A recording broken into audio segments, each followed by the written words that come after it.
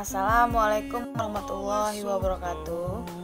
Perkenalkan, nama saya Resti Puji dari Universitas Islam Negeri Sumatera Utara, program studi biologi dengan NIM 0704203064. Kami dari kelompok 8 akan membahas kesimpulan dari beberapa materi bahasa Arab yang telah dijelaskan pada semester 1. Di pembahasan pertama saya ialah mengenai Alkitabah.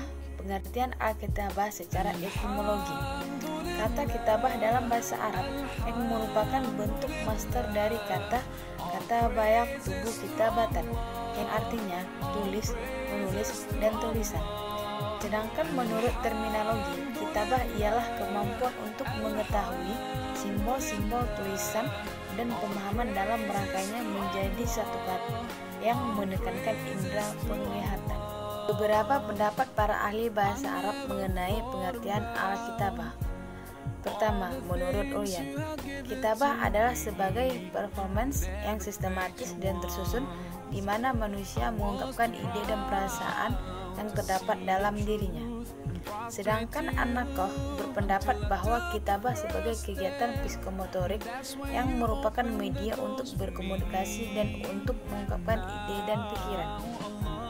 Dari berbagai pengertian kitabah yang saya bahas barusan, dapat saya simpulkan, Alkitabah atau maharah kitabah adalah keterampilan berbahasa untuk mengungkapkan ide, pikiran, konsep, ataupun perasaan secara tertulis. Tujuan pembelajaran maharah kitabah menurut An-Naqah. Yang pertama, mampu menulis huruf Arab dan memahami hubungan antara bentuk huruf dan suara. Yang kedua, mampu menulis kalimat Arab dengan huruf terpisah dan huruf bersambung dengan perbedaan bentuk huruf baik di awal, di tengah, maupun di akhir. Yang ketiga, memberi tahu siswa belajar penguasaan cara penulisan bahasa Arab dengan jelas dan benar. Yang keempat, memungkinkan siswa belajar penguasaan menulis salinan kaligrafi. Yang kelima, penguasaan atau mampu menulis dari kanan ke kiri. Yang keenam, mampu mengetahui petunjuk tanda bacanya dan cara penggunaannya. Yang ketujuh, mampu mengetahui prinsip imla dan mengenal apa yang terdapat dalam bahasa Arab. Yang kedelapan, menerjemahkan ide-ide dalam menulis kalimat dengan menggunakan tata bahasa Arab yang sesuai dengan kata. Yang kesembilan, mampu menerjemahkan ide-ide dalam menulis kalimat yang benar dengan menggunakan kata yang benar dalam konteks mengubah bentuk kata atau mengubah konstruksi makna. Yang kesepuluh, mampu menerjemahkan ide-ide tertulis dengan menggunakan tata bahasa yang sesuai. Yang ke-11, mampu menggunakan gaya bahasa yang sesuai untuk judul atau ide yang dinyatakan. Yang ke-12, kecepatan menulis mencerminkan dirinya dalam berbahasa yang benar, tepat, jelas, dan ekspresif. Pembahasan selanjutnya, A. Jumlah mufidah. Jumlah mufidah adalah gabungan atau susunan dari beberapa kata yang memiliki arti sempurna, sehingga dapat dipahami makna maupun tujuannya. Secara bahasa, istilah jumlah mufidah terbagi menjadi dua gabungan kata, yaitu jumlah dan mufidah.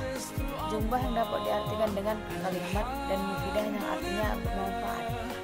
Sehingga dapat dikatakan bahwa pengertian jumlah mufidah singkatannya adalah suatu kalimat yang bermanfaat atau memiliki makna maupun arti tersendiri.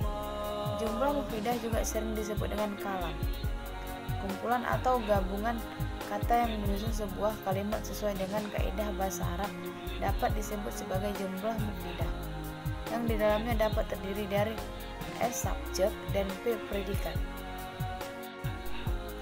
Ciri-ciri jumlah mufidah.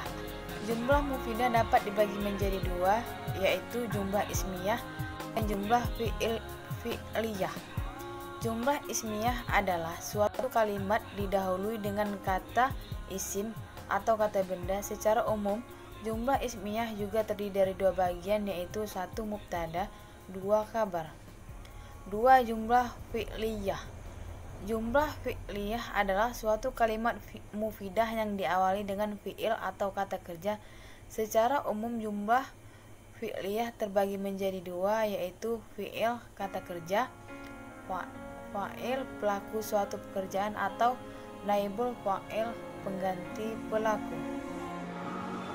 Assalamualaikum warahmatullahi wabarakatuh.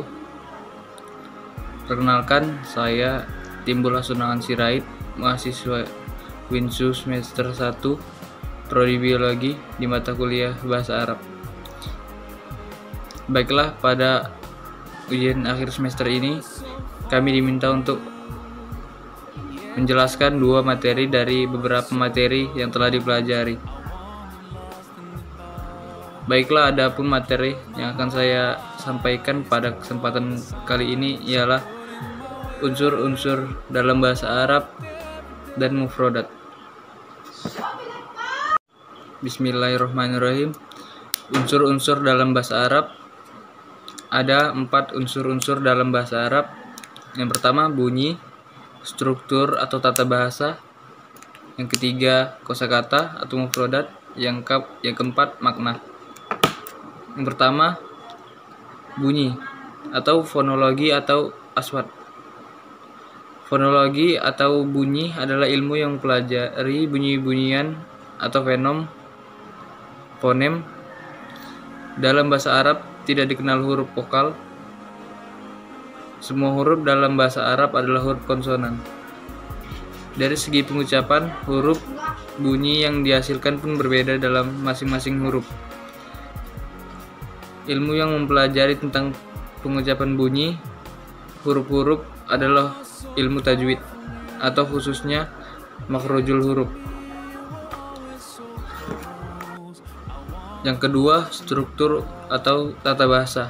Struktur bahasa Arab disebut juga dengan qawaid lughatul arabiyah.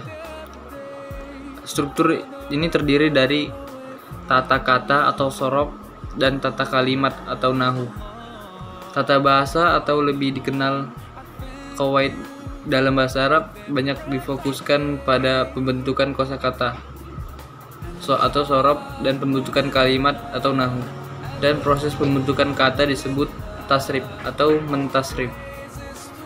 Yang ketiga, kosakata atau mufradat. Kosakata merupakan salah satu unsur bahasa yang harus dikuasai oleh pembelajar bahasa asing untuk dapat memperoleh keahlian berkomunikasi dengan bahasa tersebut. Kosakata memiliki fungsi untuk mempermudah memahami maksud dari satu perkataan atau satu percakapan. Yang keempat, makna. Makna adalah inti dari bahasa itu sendiri, karena melalui makna inilah dapat membedakan antara satu bunyi yang lainnya. Makna adalah jiwa dari bahasa itu sendiri, karena makna adalah inti dari tersampainya pesan atau maksud dari pembicara. Materi yang kedua yaitu mufradat. Mufradat atau kosakata adalah sekumpulan kata yang membentuk sebuah bahasa, atau bisa disebut kosakata merupakan kata-kata yang membentuk bahasa yang diketahui seseorang, dan kumpulan kata tersebut akan ia gunakan dalam menyusun kalimat atau berkomunikasi di masyarakat. Pembagian mufradat. Pembagian mufradat ada 3. Yang pertama, pembagian kosakata dalam konteks kemahiran berbahasa, yaitu kosakata untuk memahami baik bahasa lisan maupun teks. Yang kedua, pembagian bahasa menurut maknanya. Kalimat atau kosakata merupakan maknanya. Yang kedua, pembagian kosakata menurut maknanya. Kosakata ini adalah kosakata dasar yang membentuk sebuah tulisan menjadi valid. Misalnya kata benda, kata kerja, dan lain-lain. Yang ketiga, pembagian kosakata menurut karakteristik kata atau tak khusus, yaitu kata-kata yang digunakan untuk menunjukkan tugas baik dalam lapangan kehidupan secara informal maupun formal. Selanjutnya, unsur-unsur mufradat. Yang pertama, isim adalah setiap kata yang digunakan untuk menamai manusia, binatang, tumbuhan, benda mati, dan yang lainnya. Isim ada juga muzakkar dan muannas. Muzakkar untuk laki-laki dan muannas untuk perempuan. Dan ada juga domir atau kata ganti seperti huwa huma hum, anta antuma antum, anti antuma antunna, anna nahnu. Yang selanjutnya ada harf atau kata sambung, yaitu setiap lafaz yang tidak muncul maknanya secara sempurna melainkan bersama lainnya. Contohnya seperti kata jika. Yang terakhir, fi'il atau kata kerja. Kata kerja terbagi jadi 3, fi'il madi atau masa lampau, fi'il amar masa depan, dan fi'il mudhari untuk masa sekarang. Sekian yang dapat saya sampaikan, kurang dan lebih saya mohon maaf. Saya akhiri, wassalamualaikum warahmatullahi wabarakatuh. Assalamualaikum warahmatullahi wabarakatuh. Saya Rustri Ningsi dari kelompok 8. Di sini saya akan menjelaskan bahasa Arab dalam ilmu biologi dan pengertian Maharatul Kalam. Pengertian bahasa Arab. Bahasa Arab adalah alat komunikasi yang digunakan oleh masyarakat terutama di wilayah Arab seperti Timur Tengah, Afrika, dan juga beberapa negara Asia dan Eropa. Bahasa Arab adalah bahasa yang paling terkenal di dunia karena memiliki kosakata dan lapas yang banyak. Banyak yang mengatakan, kenapa kita harus mempelajari bahasa Arab dan kenapa kita susah-susah harus mempelajarinya, tetapi kita harus yakin mempelajari bahasa Arab agar bacaan sholat, berdoa, dan bacaan Al-Quran kita baik dan benar. Manfaat bahasa Arab. Manfaat bahasa Arab ada 7. Yang pertama adalah mempermudah kita untuk memahami sumber utama dalam agama kita, yaitu Al-Quran. Seperti surah Yusuf ayat 2 yang berbunyi, Inna anjalnahu Qur'ana Arabiyya la'allakum ta'qilun, yang artinya, dan kami telah menurunkan Al-Quran yang berbahasa Arab agar kalian memahaminya. 2. Mempermudah membaca Al-Quran. 3. Bisa menghayati bacaan Al-Quran. 4. Bisa memahami dan meresapi bacaan zikir. 5. Berpengaruh positif terhadap pikiran. 6. Kita telah menyibukkan dengan hal-hal yang baik. 7. Sebagai bekal dan memperbaiki amal ibadah. Yang kedua, saya akan menjelaskan pengertian Maharatul Kalam. Maharatul Kalam adalah kemampuan mengucapkan bunyi-bunyi atau kata-kata untuk mengekspresikan pikiran berupa ide, pendapat, keinginan, atau perasaan kepada pembicara. Mempelajari Maharatul Kalam terbagi menjadi 4 strategi. Strategi pertama ialah ta'bir min aswar, yang artinya untuk melatih siswa menceritakan apa yang dilihat dalam bahasa Arab secara lisan maupun tulisan. Yang kedua adalah strategi jikwas, untuk memahami isi sebuah bacaan utuh dan dengan cara membagi-baginya. 3. Strategi small group presentasi. 4. Strategi gallery session, untuk melatih kemampuan siswa dalam memahami isi bacaan, kemudian mampu memvisualisasikannya ke bentuk gambar. Selain di samping 4 strategi tersebut, pembelajaran kalam juga dapat dikembangkan secara baik dan kreatif. Baik, demikian penjelasan yang dapat kami jelaskan. Jika ada kata yang salah, kami memohon maaf. Assalamualaikum warahmatullahi wabarakatuh. Di samping 4 strategi tersebut, pembelajaran kalam juga dapat dikembangkan secara baik dan kreatif. Baik, demikian penjelasan yang dapat kami jelaskan. Jika ada kata yang salah, kami memohon maaf. Assalamualaikum warahmatullahi wabarakatuh.